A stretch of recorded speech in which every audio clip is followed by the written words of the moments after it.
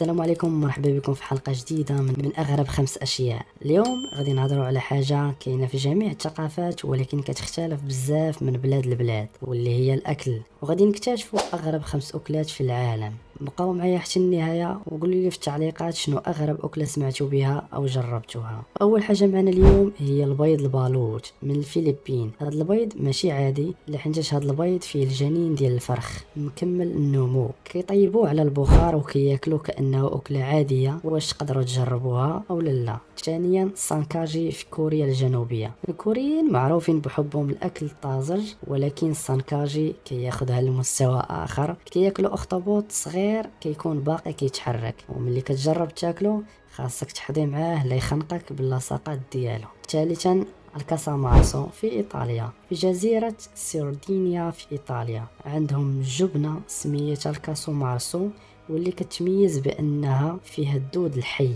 هما كيشوفوها شهية، ولكن بالنسبة لنا ميمكنش تكون أكلة شهية، بل هي مرعبة. رابعا سوبيك في ألاسكا، في الشمال البارد. عند الإسكيمو كياكلوا حاجة سميتها سوبيك. هي عبارة عن اللحم ديال الفقمة كيخليوه يخمر تحت الأرض لشهور، عادة كياكلوه. شنو رأيكم؟ واش هذه الشجاعة أو لا مغامرة؟ خامسا الحسوة العصافير في الصين.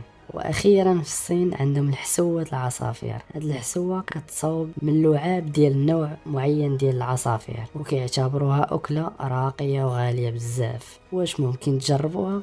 وهادو كانوا أغرب 5 أكلات في العالم. شنو هو أغرب واحد فيهم بالنسبة لكم؟